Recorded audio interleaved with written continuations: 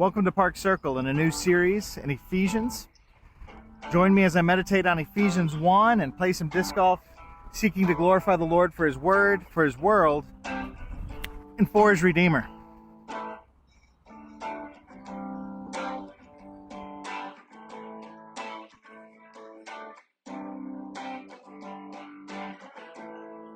At the start of this epistle, this letter to the church, the author, Paul, introduces himself as an apostle of Jesus Christ by the will of God. Paul, as an apostle, is a sent one, granted authority by the Lord Jesus Christ for the establishment of the churches, the preaching of the gospel, and chosen by the will of God alone. Being an apostle might sound like a high honor with tremendous authority, and it does have authority, but as a sent one, he doesn't choose where he goes. He is sent by Christ himself to go where Christ would have him go. He makes it even more clear that his apostleship, his role, is not actually of his own choosing when he says it's by the will of God.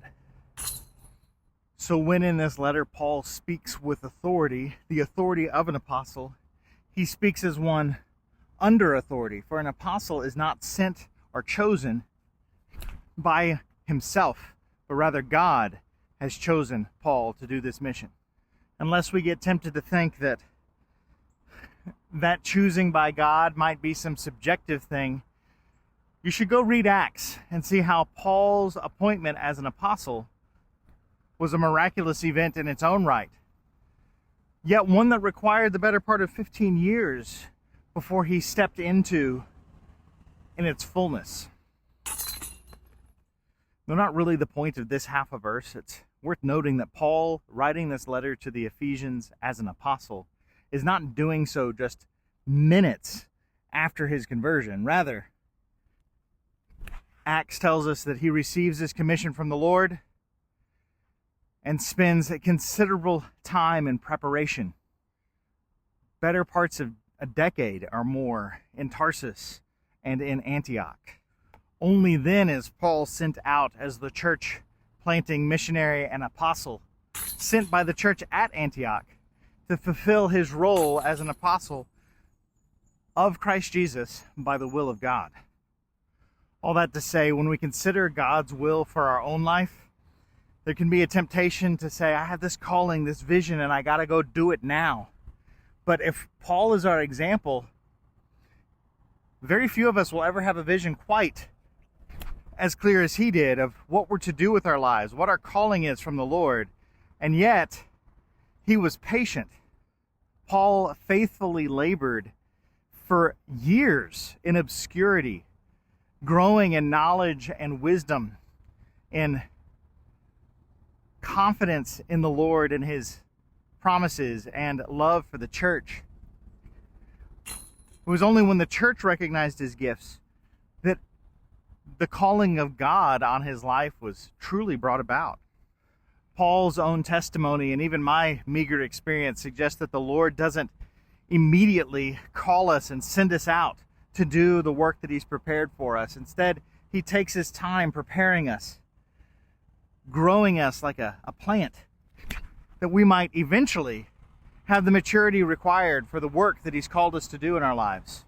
We have a desperate need to be patient with ourselves and maybe even more importantly, patient with each other as we grow and mature in Christ.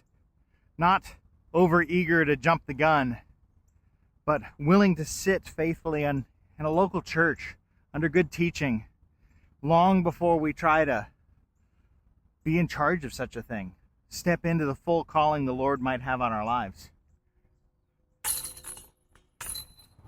To use another Pauline metaphor that I'm sure we'll discuss in the weeks ahead, we're soldiers in God's army, and He is the general. Christ Himself appoints the times and the places for us to put our boots and dig in. We might occasionally get a glimpse of our role and our position within God's greater work of redeeming a people to Himself and bringing about the new heavens and the new earth, but that vision is not our job. Our job is to labor faithfully where the Lord has planted us, to fight from where our boots are, regardless of if that's where we choose our boots to be.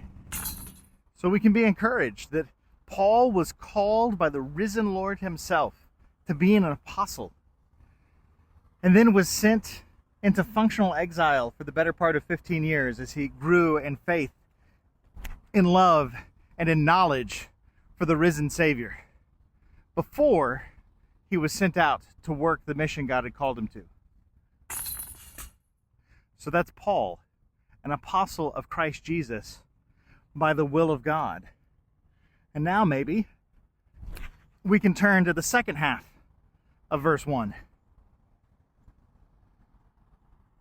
To the saints who are in Ephesus and are faithful in Christ Jesus.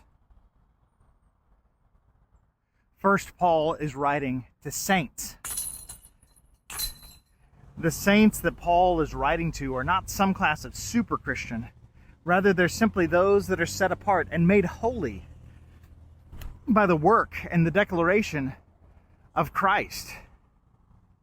To be a saint is to have a sanctified, set apart, holy, and right relationship with the living God.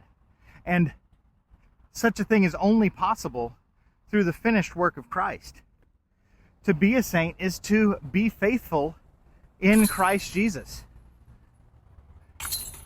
For a fuller treatment of this concept of what it is to be a saint, I want to encourage you to go listen to a sermon from Holy City Church by Drew McFarland on Philippians 1, in which he helped us see that to be a saint is a tremendous gift indeed. And this gift is a gift enjoyed by all who are united to Christ by faith, bound together with his body, the church. The bottom line is that to be a Christian is to be a saint, faithful in Christ Jesus. Finally, it's worth noting as well that Paul is writing to all the saints who are in Ephesus, a particular city, in a particular time and place. By writing to all the saints in Ephesus, Paul is writing to the church in Ephesus.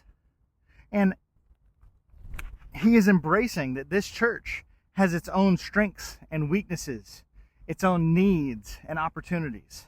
Paul is writing to a group of believers at Ephesus, a church gathered together. It is God's intention to speak most often to churches. Churches in a specific place and at a specific time. Paul's ministry was in fact devoted to the planting and establishing of churches, to their strengthening through his letter writing. And so we would be foolish to think that we can read this letter and truly understand it if we're not participating in a local church, in a local place, with people that we know and love, saints gathered together. And while I doubt there's any confusion amongst the ones of my regular viewers, let this be a reminder that you and I need the local church. We need to be members of a body where we're known and loved, where God will speak to us through his word and through his people, through his pastors, his deacons, all at work in one place at one time. So let's not neglect to gather together. Let's not let YouTube or some sort of remote church keep us from gathering with the saints in a place and time, of being obedient to the Lord's command and the assumption made by Paul that churches would be gathered in one place. So let's rejoice in Christ, who by the will of God made Paul an apostle, one able to write this letter with authority for our encouragement and our edification.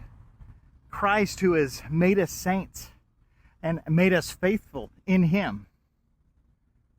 And let's meditate on his word in patience as we grow in knowledge and holiness, being prepared for every good work that the Lord has called us to through his Son.